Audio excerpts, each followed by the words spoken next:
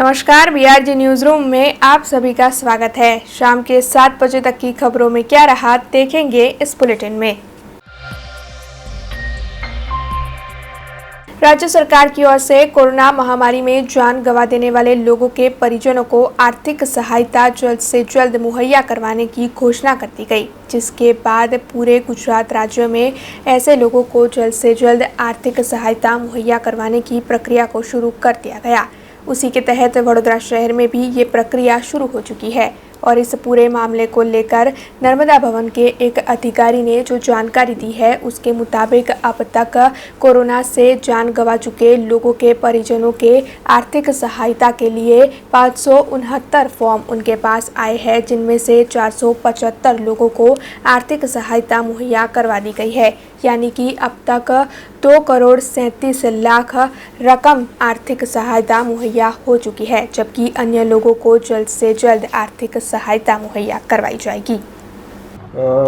जे राज्य सरकार द्वारा 50,000 सहाय जे कोरोना में अवसान पामेला वारसदारों ने के कुटुंबीने आपवामां आवे छे, एमां आज सुधीमां कुल 569 एटले के 569 फॉर्म भराईने अमने मळेल छे, जेमां गईकाल रात सुधीमां अमारे त्यांथी 475 लाभार्थीओने एनुं चूकवणું કરવામાં આવેલ છે, એટલે લગભગ રકમ 2,37,00,000 જેવી થાય છે।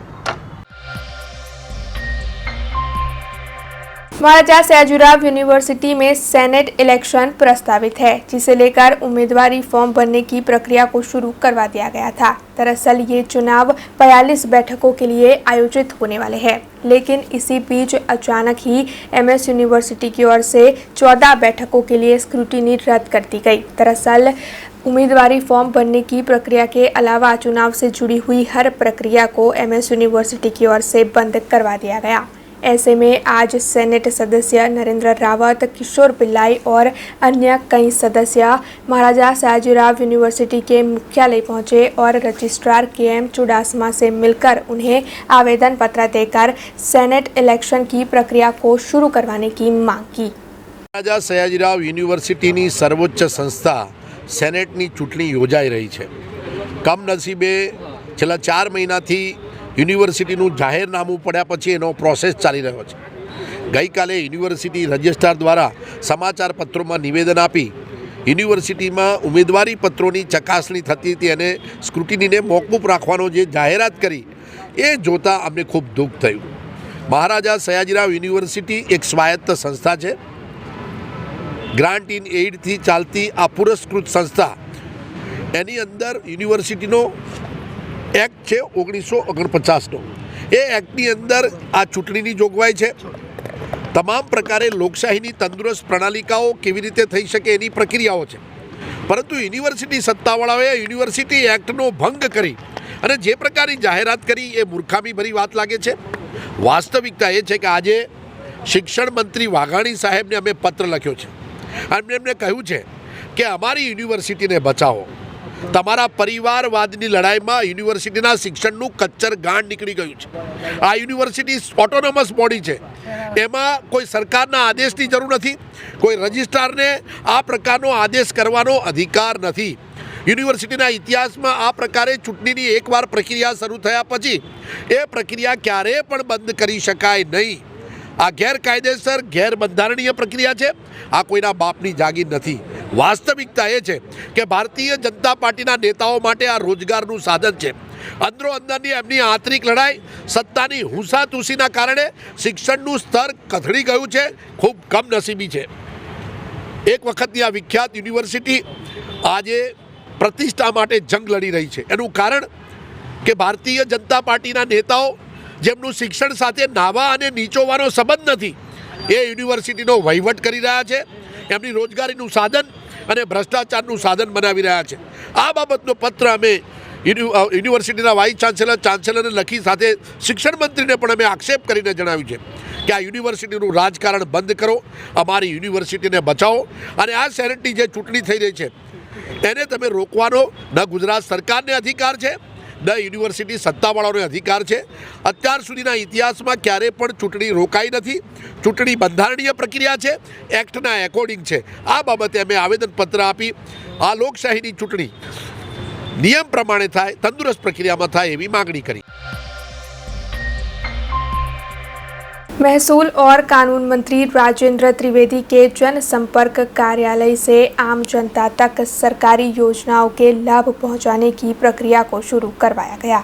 सरकार की सभी योजनाओं का लाभ आम जनता को आसानी से मिले, उसीलिए महसूल और कानून मंत्री राजेंद्र त्रिवेदी के जनसंपर्क कार्यालय पर से लोगों के पास से फॉर्म भरवाने की प्रक्रिया को शुरू करवा दिया गया है। आम जनता के पास सरकारी योजनाओं के फॉर्म भरवाकर फिर जनसंपर्क कार्यालय से सरकारी कचहरियों के साथ संकलन किया जाएगा और फिर लाभार्थियों को उनकी योजनाओं के लाभ दिलवाए जाएंगे। आपको बता दें कि जनसंपर्क कार्यालय से इस प्रक्रिया को अब शुरू करवा दिया गया है और साथ ही ज़्यादा से ज़्यादा लोग इस प्रक्रिया का लाभ ले, ऐसी अपील भी की गई है। और इसके तहत सोमवार से लेकर शुक्रवार तक दोपहर के 12 बजे से लेकर शाम के 6 बजे तक आम जनता जनसंपर्क कार्यालय पर पहुंचकर सरकार की योजनाओं के लाभ के लिए उनकी जो भी ज़रूरत है उसे पूरी करवा सकती है।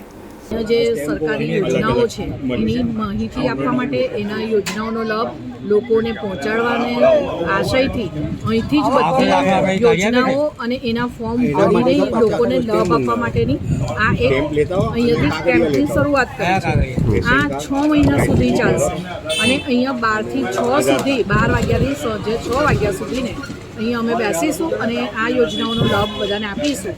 આ યોજના અમે લોકોએ આપણા જે વડાપ્રધાન છે નરેન્દ્રભાઈ મોદી સાહેબ એમના માર્ગદર્શન હેઠળ જે સેવા પરમો ધર્મ છે એ લઈને અમે લોકોએ અહીંયા રાજેન્દ્રભાઈ ત્રિવેદી સાહેબ જે અમારા ધારાસભ્ય છે ને આપણા મહેસૂલ મંત્રી છે એમના માર્ગદર્શન હેઠળ અહીંયા આ યોજનાઓનો આરંભ કરવામાં આવ્યો છે।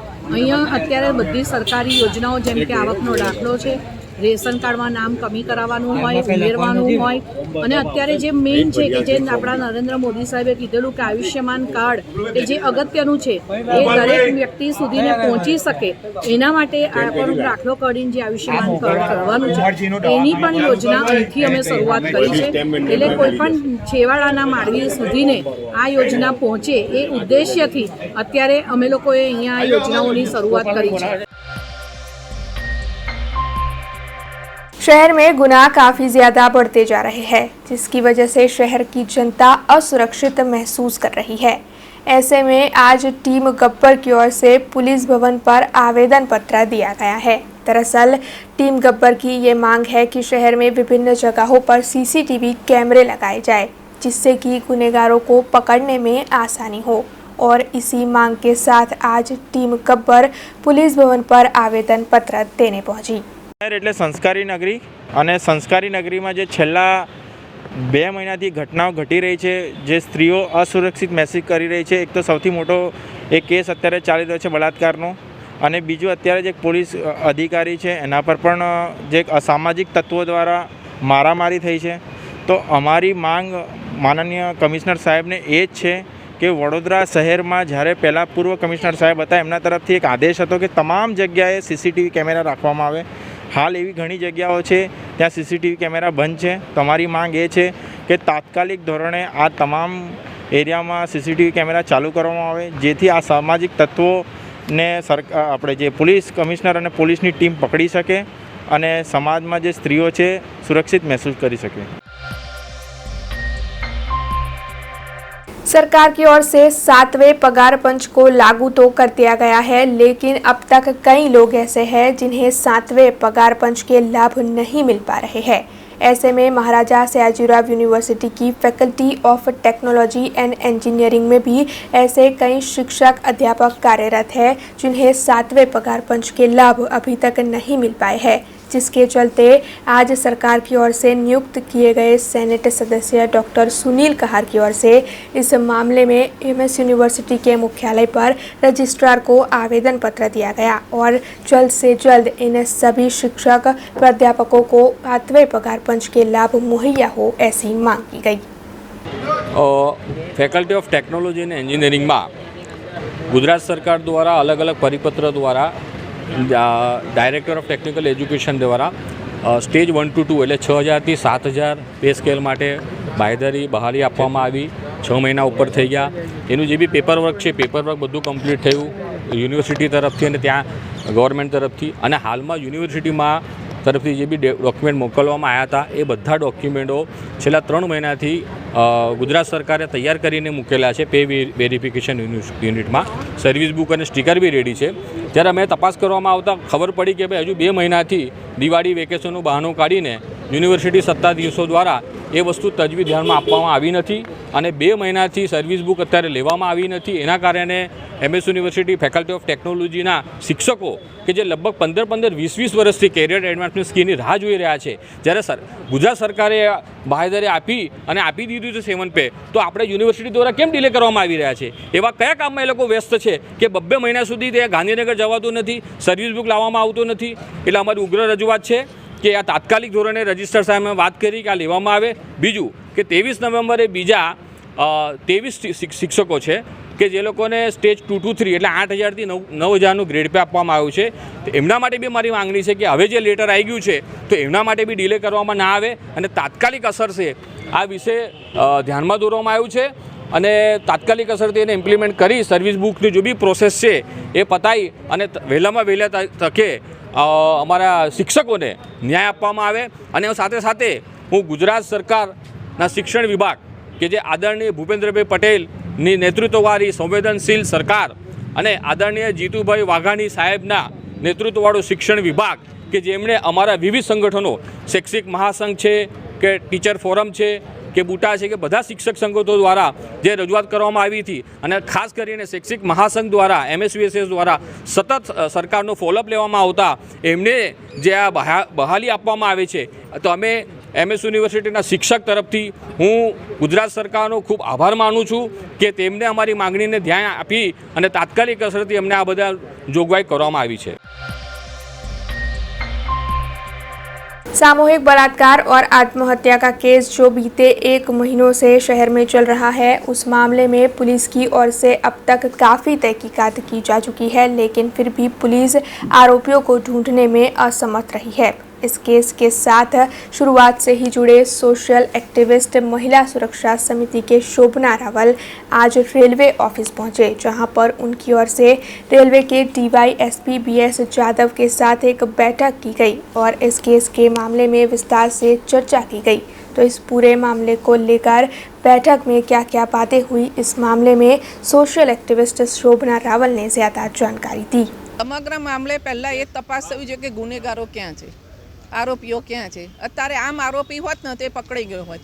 સંસ્થાની આજુબાજુવાળો જ આરોપી હોઈ શકે એટલે પકડાતો નથી અને આ વસ્તુ ટૂંક સમયમાં બહાર આવી જશે. ACP ચૌહાણ સાહેબ ક્રાઇમ બ્રાન્ચમાં તપાસ એમની પાસે છે, તો આ વસ્તુ આવશે, આરોપી પકડાઈ જશે. આ બસ આ જાણ માટે જ આવી હતી કે જાદવ સાહેબ પાસે તપાસ છે અને જાદવ સાહેબ ACP જાદવ સાહેબ સાથે હું મિટિંગ કરવા જ આવી હતી કે આ બનાવમાં શું છે, વિગતને શું છે નહીં, એમ તપાસ ક્યાં પહોંચી, કેવી રીતે પહોંચી, એ તપાસની માટે હું આવી હતી. આ બે મળે કે પહેલાં તો મેં દીકરીના મા બાપ બહુ ગરીબ પરિસ્થિતિના છે, તો એના મા બાપને એક નાણાકીય સહાય મળી રહે અને રાજ્ય સરકારે અત્યારે એવું રાખેલું છે કે જે દીકરી ઉપર આવી દુઃખદ ઘટના બને એ પીડિતાને નાણાકીય સહાય આપે છે સરકાર.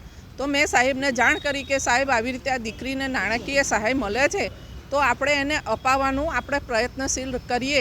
આપણે પ્રયત્ન કરીએ તો કેવું જદત આ વાત મેં કરી. તરત એમને ACP ચૌહાણ સાહેબને વાત કરી ફોન ઉપર. ચૌહાણ સાહેબે તરત એમને માર્ગદર્શન આપ્યું અને તરત એમને કાર્યવાહી ચાલુ કરી દીધી છે કે ટૂંક સમયના મમ્મી પપ્પાને નાણાકીય સહાય મળી જશે. 100%. કેમ કે સંસ્થાના માણસની છોકરીએ ફોન કર્યા છે, આ બનાવ બન્યો ને એની ઉપર રેપ થયો ને એ દિવસે, તો એમને ફોન નથી ઉપાડ્યો. ચલો ફોન ના ઉપાડે તો કંઈ વાંધો નહીં, પણ એ સંસ્થાવાળાએ જે બહાર હતા, આઉટ ઓફ ગુજરાત હતા, તો એને ફોન કરીને જાણ તો કરવી જોઈએ ને કે ભાઈ આ દીકરીના ફોન આવે છે, તો આ દીકરી આપણને શા માટે ફોન કરે છે, તમે દીકરીના ફોન કરીને જાણ કરો કે શું તકલીફ છે. જો આ વસ્તુ એવું સંસ્થાવાળા જાણીને બુદ્ધિથી કામ કર્યું હોત ને તો આજે આપણી આ દીકરી જીવિત હોત, એના માँ બાપની છોકરી જીવિત હોત. महाराजा सयाजीराव यूनिवर्सिटी में सेनेट के इलेक्शन प्रस्तावित है, जिसे लेकर उम्मीदवारी फॉर्म भरने की प्रक्रिया को भी शुरू करवा दिया गया था, लेकिन इसी बीच कल 14 बैठकों के लिए स्क्रूटिनी रद्द कर दी गई, जिसके बाद यूनिवर्सिटी प्रशासन की ओर से ये बताया गया कि राज्य सरकार के आदेश के बाद ही चुनाव की बाकी की प्रक्रिया को शुरू करवाया जाएगा. उसी के चलते सेनेट सदस्यों की ओर से रजिस्ट्रार के.एम. चुडासमा को आवेदन पत्र देकर चुनाव की प्रक्रिया शुरू करवाने की मांग भी की गई, लेकिन इसके बाद अब असमंजस का माहौल बना हुआ है कि चुनाव होंगे या नहीं, और इसी मामले को लेकर यूनिवर्सिटी के रजिस्ट्रार के.एम. चुडासमा की ओर से अपनी प्रतिक्रिया देते हुए सभी को इस बारे में जानकारी दी गई है। મહારાજા સયાજીરાવ યુનિવર્સિટી ઓફ બરોડાની આગામી જે સેનેટની ચૂંટણી છે તેના અંગે ઘણી બધી ચર્ચાઓ ચાલી રહી છે. આપના માધ્યમથી હું બે વસ્તુ સ્પષ્ટ કરવા માગું છું. આજના તબક્કે અત્યાર સુધી યુનિવર્સિટીએ આ ઇલેક્શન રદ થાય એવી કોઈ જ જાહેરાત કરી નથી, પહેલું. બીજું કે આપ સૌ જાણો છો તેમ સરકારશ્રીના નિર્દેશ પ્રમાણે સેનેટ રિલેટેડ અથવા તો સિન્ડિકેટ રિલેટેડ અથવા બીજા કોઈ પણ ડિસિઝન બાબતની અંદર હોય તો સરકારશ્રીનો પરામર્શ કરવાનો રહે છે. તે પરામર્શ કરવા માટે થઈ અને જે કન્સર્ન ફાઇલ્સ હોય એ ફાઇલ સરકારશ્રીને મોકલી આપેલી છે. સેનેટની પ્રક્રિયા, સેનેટના નોટિફિકેશન્સ, સેનેટનું ટાઈમ ટેબલ, સેનેટ ઇલેક્શન્સના શિડ્યુલ્સ આ બધું મોકલી આપ્યું છે ઓર્ડિનન્સ અને સ્ટેચ્યુટની સાથે. તે દરમિયાન જે કોઈ પણ પ્રક્રિયા એપ્લિકેશન ફોર્મ સ્વીકારવાની અથવા તો ભરવાની છે તે યુનિવર્સિટીમાં ચાલી રહી છે. ગઈકાલે પણ એપ્લિકેશન ફોર્મ્સ ભરાયા હતા. હવે પછી સરકારશ્રીનો જે કંઈ પણ પરામર્શનો નિર્ણય આવશે તેના પછી યુનિવર્સિટી નિર્ણય લઈ શકશે. જે મારો સવાલ હતો, રજિસ્ટર ગ્રેજ્યુએટની કેટેગરીની 14 બેઠકની સ્ક્રુટિની રદ કરાઈ છે, શા માટે રદ નથી કરાઈ? કોઈ પણ સ્ક્રુટની રદ નથી કરાઈ. સ્ક્રુટની છે એ ડિસિઝનની બાબત છે. એપ્લિકેશન ફોર્મ્સ ભરવાની પ્રક્રિયા ચાલુ છે. જ્યાં સુધી સરકારશ્રીનો પરામર્શ ન મળે ત્યાં સુધી કોઈ પણ ડિસિઝન બાબતની અંદર યુનિવર્સિટી હાલ પ્રોસેસ નથી કરી રહી. માત્ર એપ્લિકેશન ફોર્મ્સ અલગ અલગ કોન્સ્ટિટ્યુઅન્સીના જે ભરવાના હોય છે તેની જે ડેટ્સ છે એ ડેટ્સ મુજબ જ ભરવાના ચાલુ છે. અને હવે પછી સરકારશ્રીનો જે નિર્ણય આવશે એ આપના માધ્યમથી કમ્યુનિકેટ પણ કરીશું. ચૂંટણી પ્રક્રિયા છે સરકારશ્રીના સર્ક્યુલર પ્રમાણે થઈ અને સેનેટ રિલેટેડ કે સિન્ડિકેટ રિલેટેડ કોઈ પણ ડિસિઝિવ બાબત હોય તો એની અંદર સરકારશ્રીનો પરામર્શ કરવાનો છે. પરામર્શ માટેની પ્રક્રિયા શરૂ છે. ટૂંક સમયમાં જ પરામર્શનો નિવેડો આવી જશે અને જે કંઈ પણ નિર્ણય આવશે તે આપના માધ્યમથી કમ્યુનિકેટ કરીશું. કોઈ એક તારીખે ચૂંટણી નથી. એનું શેડ્યુલ આપને એડીએમ સેક્શનમાંથી મળી જશે. તબક્કા વાઇઝ ફોર્મ ભરવાના છે. તબક્કા વાઇઝ બધાની અલગ અલગ ડેટ્સ પ્રમાણે ચૂંટણી છે અને અલગ અલગ last date of application forms છે. એના અંતર્ગત એક આખી સિરીઝ ઓફ પ્રક્રિયા છે. એ પ્રક્રિયાની અંદર અત્યારે એપ્લિકેશન ફોર્મ ભરાવાના ચાલુ છે અને આગળનો જે નિર્ણય છે સરકારશ્રીના નિર્દેશ પ્રમાણે યુનિવર્સિટી લેશે. 4મી તારીખથી જે ચાલુ થવાની છે ઇલેક્શન્સ, એની પ્રક્રિયા અત્યારે સ્ટાર્ટ થઈ ગઈ છે અને એના 27 તારીખે last day of application form register ગ્રેજ્યુએટ્સની હતી.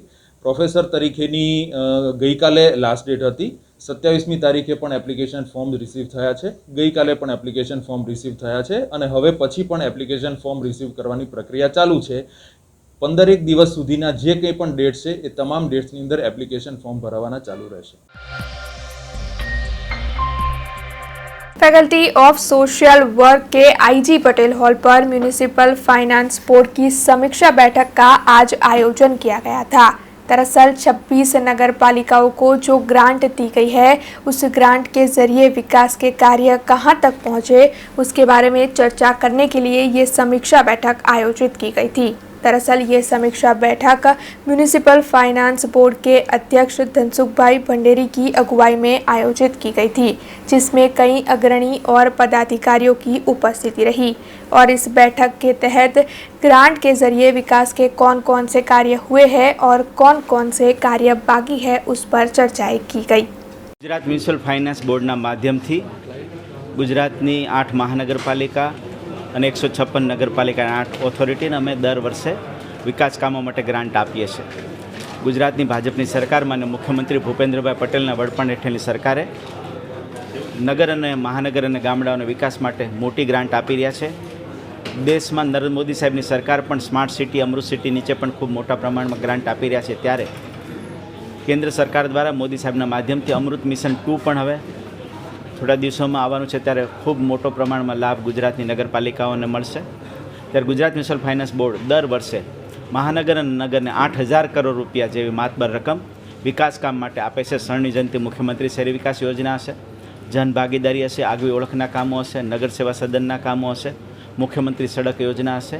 આવી આનુષંગિક અનેકવિધ યોજનાઓ માટે ફાઇનાન્સ બોર્ડ ગ્રાન્ટ આપે છે ત્યારે અલગ અલગ ઝોનની રિવ્યૂ બેઠકો કરી અમદાવાદ ઝોન પૂરું કર્યું છે, Bhavnagar zone, Rajkot zone, Surat zone અને આજે વડોદરા ખાતે વડોદરા ઝોનની નગરપાલિકાના પ્રમુખ, ઉપપ્રમુખ, કારોબારી ચેરમેન, ચીફ ઓફિસર અને એન્જિનિયરો સાથે મિટિંગ છે. અમારા ફાઇનાન્સ બોર્ડના અધિકારી અને પ્રાદેશિક કમિશનર અને અમારી રિજનલ કમિશનર ઓફિસના અધિકારી મિત્રો સાથે બેસીને જે નગરપાલિકાને કંઈ મુશ્કેલી પડતી હોય તેને મદદ કરવી, કંઈ પ્રશ્નો હશે તેનું સોલ્યુશન લાવવું અને જે હજી ગ્રાન્ટ આપી છે એના વિકાસ કામો ક્યાં સુધી પહોંચ્યા છે એની પણ સમીક્ષા થઈને ગુજરાતના નગરો અને મહાનગરો આદર્શ નગર બને, રહેવાલાયક, માણવાલાયક નગર બને અને સ્વચ્છ ભારતના સંદર્ભમાં ગુજરાતના નગરપાલિકા અને મહાનગરો આગળ આવે એ દ્રષ્ટિથી ગુજરાત મ્યુનિસિપલ ફાઇનાન્સ બોર્ડ અમે ખૂબ પ્રયત્નશીલ છીએ. ત્યારે આજે વડોદરા ઝોનમાં ખૂબ સારી રીતે મિટિંગનું આયોજન કર્યું અને ઉત્સાહથી અમારા પદાધિકારી અને અધિકારી મિત્રો આવ્યા છે. જે અમે અલગ અલગ ગ્રાન્ટ આપીએ છીએ, મેં કીધું એમ અલગ અલગ પેરામીટરથી એ ગ્રાન્ટની રિવ્યૂ કર્યું અમે અને સ્માર્ટ સિટી હશે, અમૃત મિશન નીચે પણ અને અન્ય આનુષંગિક સ્વર્ણિમ જયંતિ મુખ્યમંત્રી શહેરી વિકાસ યોજનાની ગ્રાન્ટ, આગવી ઓળખની ગ્રાન્ટ, નાણાપંચની કેન્દ્રની 14માં નાણાપંચની ગ્રાન્ટ, એમાં ક્યાં ક્યાં નગરપાલિકા છે અને એને હજી જરૂરિયાત શું છે તો અમે એને સાથે રહીને નગરનો સારી રીતે વિકાસ થાય એની ચિંતા કરી રહી છે અને આજે વડોદરા ઝોનની ખૂબ સારી મિટિંગ રહી. शैशव स्कूल में बड़ौदा इंटर कबड्डी प्रतियोगिता आयोजित हुई थी, जिसमें उर्मी स्कूल DLSS की टीम विजेता रही. शहर की शैशव स्कूल में बड़ौदा इंटर कबड्डी प्रतियोगिता आयोजित की गई थी, जिसमें कुल मिलाकर 18 टीमों ने हिस्सा लिया था. लगातार 3 दिनों तक खेली गई इस मैच की आखिरी प्रतियोगिता DLSS उर्मी स्कूल के सामने शैशव स्कूल के बीच आयोजित हुई, जिसमें 25 बनाम 5 से उर्मी स्कूल DLSS की टीम विजेता रही. इस प्रतियोगिता के लिए धवल पटेल की ओर से खिलाड़ियों को प्रशिक्षण दिया गया था, जिसमें दुर्गेश दुबे ने उनका साथ दिया था. ये प्रतियोगिता अंडर 17 कैटेगरी के लिए आयोजित हुई थी. पादरा में कांग्रेस की ओर से जन जागरण अभियान और स्नेह मिलन समारोह का आयोजन किया गया, जिसमें कांग्रेस के कार्यकर्ता बड़ी तादाद में उपस्थित रहे. दिवाली के बाद सभी कार्यकर्ताओं को मिलने के लिए और आने वाले चुनाव के लिए तैयार होने के लिए पादरा के महुअड़ पर विधानसभा इलाके के कार्यकर्ताओं की ओर से स्नेह मिलन समारोह का आयोजन किया गया. इसके साथ ही जन जागरण अभियान को भी आयोजित किया गया. इस मौके पर प्रदेश कांग्रेस प्रमुख अमित चावड़ा, पूर्व केंद्रीय मंत्री भरत सिंह सोलंकी और कांग्रेस के सभी अग्रणी पदाधिकारी उपस्थित रहे.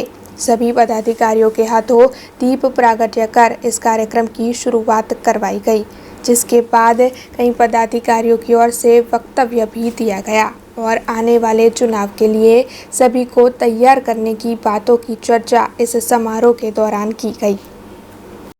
જે પ્રકારે ભારતીય જનતા પાર્ટી ચાહે કેન્દ્રમાં હોય ચાહે રાજ્યમાં સરકાર ચલાવે ત્યારે સ્વાર્થ, ભ્રષ્ટાચાર અને અહંકારથી ખદબદતી આ ભારતીય જનતા પાર્ટી પ્રજાના દુઃખ તકલીફમાં એની પડખે ઊભા રહેવાને બદલે આજે જાત જાતના તાયફા અને હમણાં હવે નવેસરથી જાન્યુઆરીમાં વાઇબ્રન્ટ ગુજરાતની વાત લઈને આવે છે.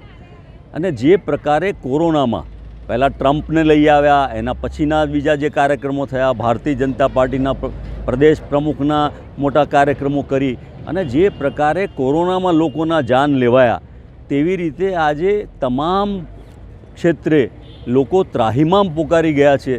એવા સંજોગોમાં એટલું સારું છે કે હવે 2022ની ચૂંટણી નજીક આવી છે એટલે પ્રજાને એક તક મળશે કે આવા લોકોને કેવી રીતે સબક શીખવાડો કે જે લોકોના જાનમાલની પણ ચિંતા નથી કરતા, એમના જીવનની પણ ચિંતા નથી કરતા. યુવાનો હોય, મહિલાઓ હોય, ખેડૂતો હોય. ખેડૂતોમાં તો થાક્યા અને ભયથી જ્યારે એમની લોકપ્રિયતા સાવ તળિયે બેસી ગઈ, ચાહે નરેન્દ્રભાઈની હોય ચાહે રાજ્ય સરકારોની હોય, એટલે એમણે પોતાના પગલાં પાછા ખેંચ્યા.